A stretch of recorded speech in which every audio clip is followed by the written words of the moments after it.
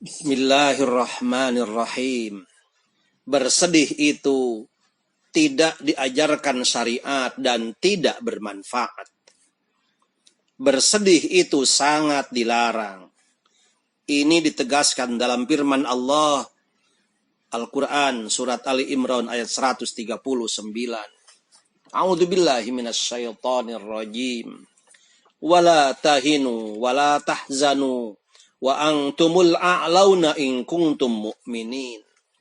Dan janganlah kamu merasa lemah dan jangan pula bersedih hati, sebab kamu paling tinggi derajatnya jika kamu orang yang beriman. Dan ketika Rasul dikejar oleh orang kafir dan di dalam gua bersama Abu Bakar, idh yaqulu li sahibihi la tahzan innallaha ma'ana.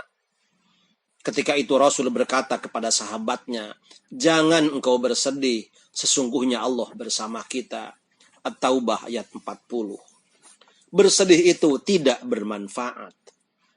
Allah berfirman dalam Al-Quran surat Al-Baqarah 38. Qul nahbitu minha jami'an fa imma ya'tiyannakum minni huda.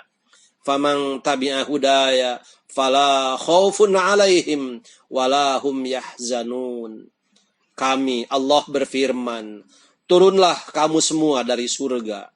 Kemudian jika benar-benar datang petunjukku kepadamu, maka barang siapa mengikuti petunjukku, tidak ada rasa takut pada mereka dan mereka tidak bersedih hati.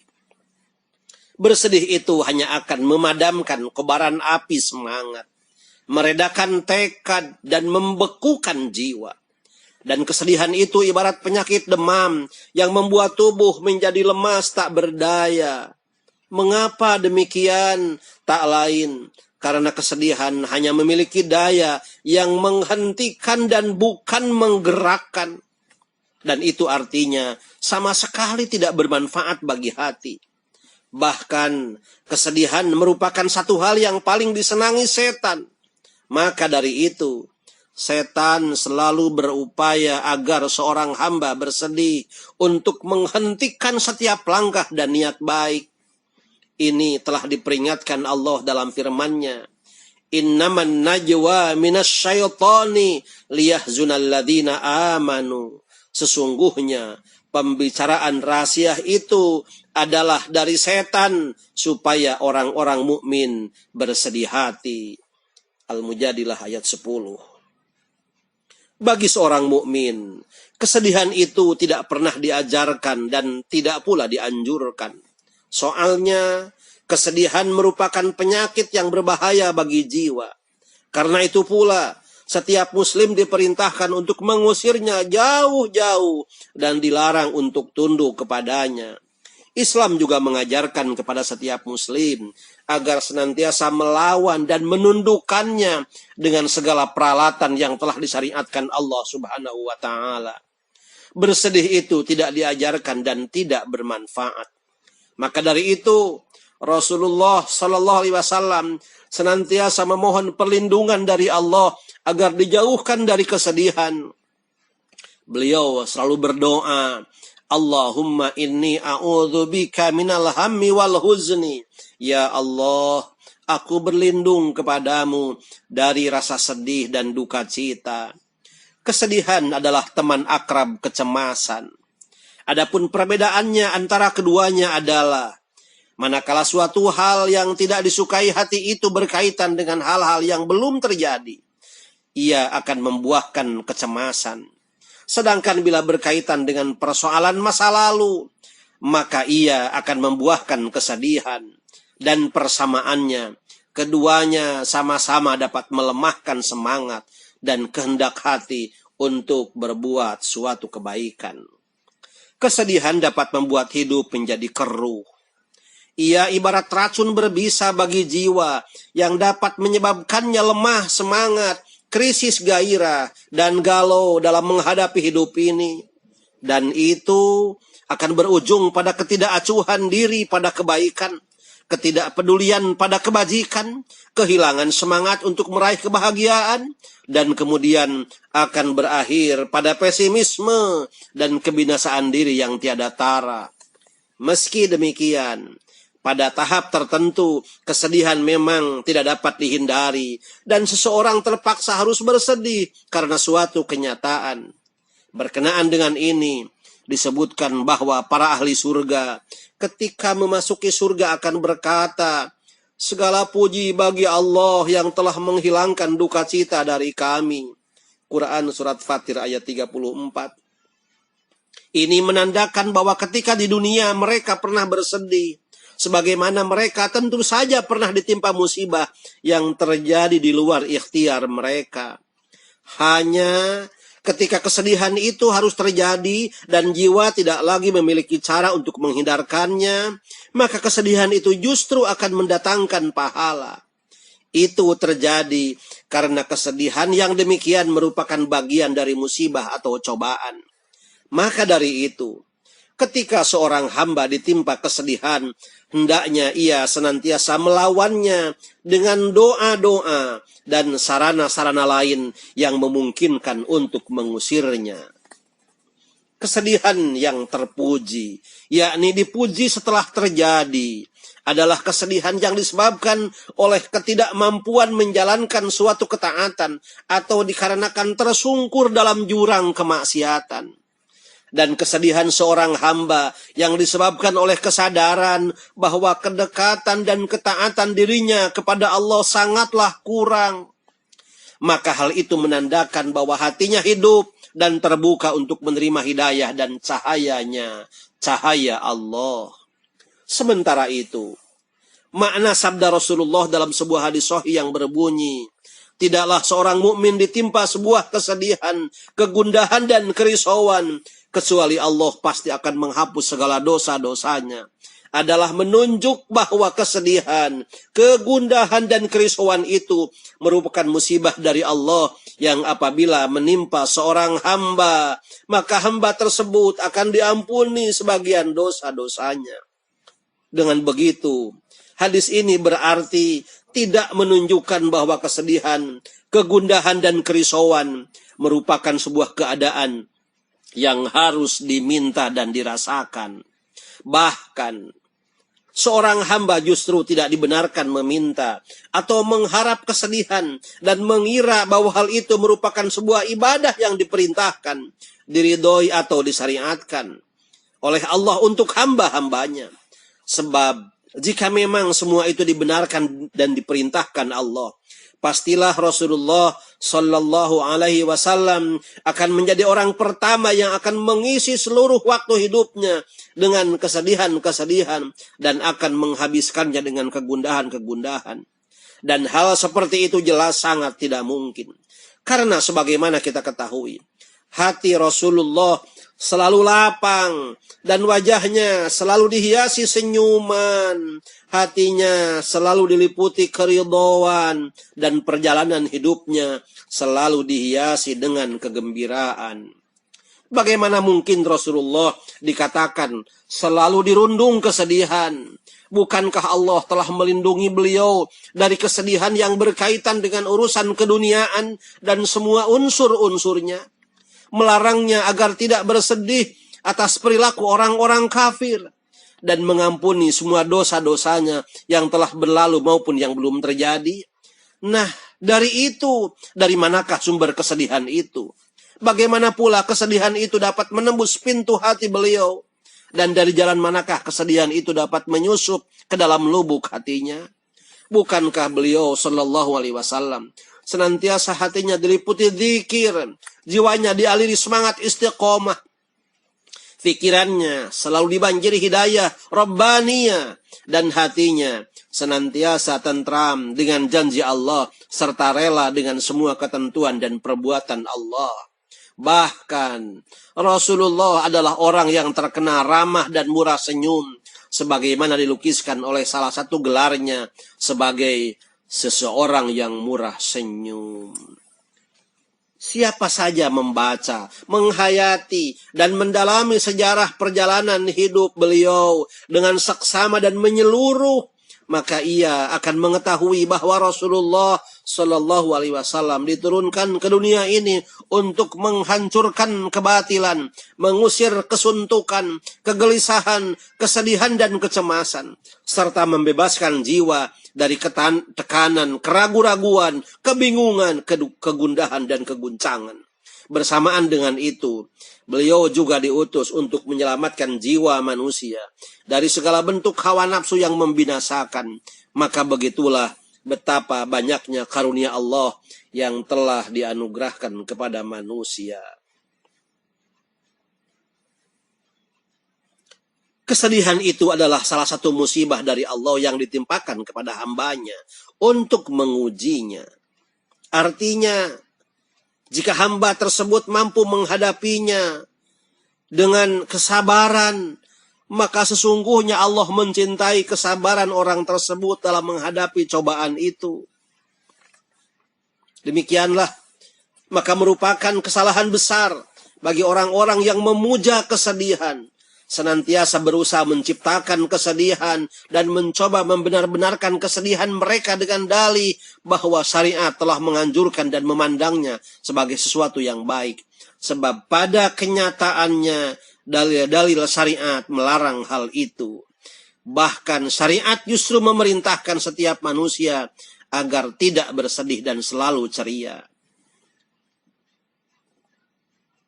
Hadis lain menyebutkan, jika Allah mencintai seorang hamba, maka dia akan memancangkan sebuah gemuruh ratapan di dalam hatinya.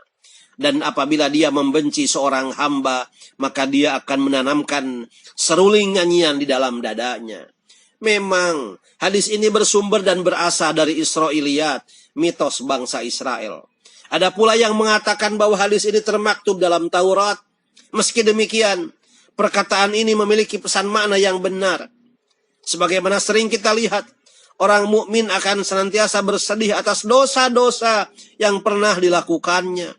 Sementara orang yang durhaka akan senantiasa lalai, tidak pernah serius dan berdendang kegirangan justru karena dosa-dosanya.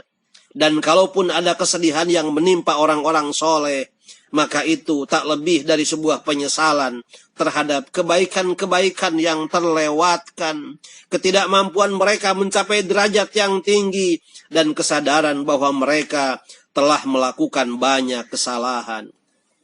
Demikianlah, alasan yang mendasari kesedihan itu berbeda dengan alasan yang mendasari kesedihan orang-orang yang durhaka. Mereka bersedih karena tidak mendapatkan keduniaan, keindahan dan kenikmatan duniawi. Kesedihan, kegundahan dan kegelisahan mereka adalah karena keduniaan, untuk keduniaan dan di jalan menuju keduniaan. Dalam sebuah firman-Nya, Allah menceritakan keadaan seorang nabi dari Bani Israel. Dalam Al-Quran surat Yusuf ayat 84, dan kedua matanya menjadi putih karena kesedihan, dan dia adalah seorang yang menahan amarahnya kepada anak-anaknya. Ayat ini mengabarkan tentang kesedihan Nabi Yakub saat harus kehilangan anak yang menjadi kekasihnya. Ini merupakan kabar bahwa cobaan tersebut sama beratnya dengan musibah atau ujian yang dirasakan oleh seseorang saat dipisahkan dengan buah hatinya. Betapapun ayat di atas hanya sekedar memberi kabar dan lukisan tentang beratnya cobaan seorang nabi. Dan itu bukan berarti bahwa kesedihan seperti itu diperintahkan atau dianjurkan. Bahkan justru sebaliknya, kita diperintahkan untuk beristi'adah, memohon perlindungan kepada Allah dari segala kesedihan. Sebab bagaimanapun kesedihan adalah laksana awan tebal, malam pekat yang panjang, dan aral panjang yang melintang di tengah jalan ke arah kemuliaan. Selain Abu Usman Al-Jabari, semua ahli sufi sepakat bahwa bersedih karena perkara duniawi itu tidak terpuji. Menurut Abu Uthman, kesedihan itu apapun bentuknya adalah sebuah keutamaan dan tambahan kebajikan bagi seorang mukmin, yakni dengan syarat bila kesedihan itu bukan dikarenakan suatu kemaksiatan. Atas dasar itu, sebaiknya Anda berusaha untuk senantiasa gembira dan berlapang dada. Jangan lupa memohon kepada Allah agar selalu diberi kehidupan yang baik dan diridhoi, kejernihan hati dan kelapangan pikiran. Itulah kenikmatan-kenikmatan di dunia. Betapapun sebagian ulama mengatakan bahwa di dunia ini terdapat surga, dan barang siapa tidak pernah memasuki surga dunia itu, maka ia tidak akan masuk surga akhirat. Allah adalah satu-satunya zat yang pantas kita mohon agar melapangkan hati kita dengan cahaya iman, menunjukkan hati kepada jalannya yang lurus, dan menyelamatkan kita kepada kehidupan yang lebih baik dari kehidupan yang susah dan menyesakan. Marilah kita bersama-sama memanjatkan doa yang menghangatkan dan penuh ketulusan, yakni sebuah doa untuk menghilangkan kepenatan, kesuntukan dan kesedihan. La ilaha illallahu rabbul azimil halim. La ilaha illallahu rabbul arsyil azim. La ilaha illallahu rabbus samawati wal ard wa rabbul arsyil karim. Ya hayyu ya qayyum, la ilaha illa anta, birahmatika astaghith. Tidak ada ilah kecuali Allah yang maha agung dan maha pemurah. Tidak ada ilah selain Allah, Rabb Arsy yang agung. Tidak ada ilah selain Allah, Rabb langit dan bumi dan Rabb Arsy yang mulia. Wahai Zat yang maha hidup dan maha berdiri sendiri, tidak ada ilah selain Engkau, dan dengan rahmat-Mu aku minta pertolongan.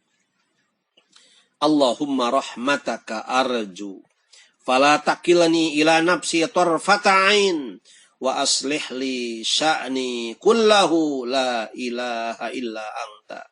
Ya Allah, ku harap limpahan rahmat-Mu. Janganlah Engkau jadikan aku bergantung pada diriku sendiri walau sekejap mata. Dan perbaikilah semua urusanku. Tiada ilah selain Engkau. Astaghfirullahalladzi la ilaha illa huwal hayyul qayyum wa atubu ilaih. Aku memohon ampunan kepada Allah. Tiada ilah selain Dia yang maha hidup dan berdiri sendiri. Aku bertaubat kepadanya. La ilaha illa anta, subhanaka inni kuntu minadh dhalimin. Tidak ada ilah selain Engkau. Maha tinggi Engkau. Sesungguhnya aku termasuk orang-orang yang zalim. Allahumma inni abduka wa ibnu abdika wa ibnu amatika nasiyati biyadik. Madin fiyya hukmuk. Adlun fiyya qada'uk. As'aluka bikulli ismin huwa laka sammaita bihi nafsak. Au anzaltahu fi kitabik, au 'allamtahu ahadam min khalqik, au ista'tharta bihi fi ilmil ghaibi indak, an taj'alal qur'ana rabi'a qalbi wa nura sadri wa dhihaba hammi wa jalaa huzni. Ya Allah, sesungguhnya aku benar-benar hamba-Mu, anak dari hamba-Mu, anak dari makhluk ciptaan-Mu. Ubun-ubunku ada di tangan-Mu. Segala ketentuan-Mu telah berlaku bagiku. Ketetapan-Mu adil atas diriku. Aku memohon dengan segala nama yang telah Engkau sebutkan untuk menyebut-Mu, atau yang telah Engkau wahyukan dalam kitab-Mu, atau yang telah Engkau ajarkan pada salah seorang dari makhluk-Mu, atau sengaja Engkau simpan di alam yang gaib yang ada padamu. Ya Allah, jadikanlah Al-Quran sebagai pelipur hatiku, cahaya dadaku, pengusir kesedihan dan kedukaanku. Allahumma inni a'udzubika minal hammi wal huzni wal ajzi wal kasal wal bukhli wal jubni wa dhala'id daini wa ghalabatir rijal. Ya Allah, aku berlindung kepadamu dari kesedihan dan kecemasan, dari rasa lemah dan kemalasan, dari kebakilan dan sifat pengecut, dan beban hutang dan tekanan orang-orang jahat. Hasbunallah wa ni'mal wakil. Cukuplah Allah bagi kita, dan Dia adalah sebaik-baik pelindung. Alhamdulillahi Rabbil Alamin.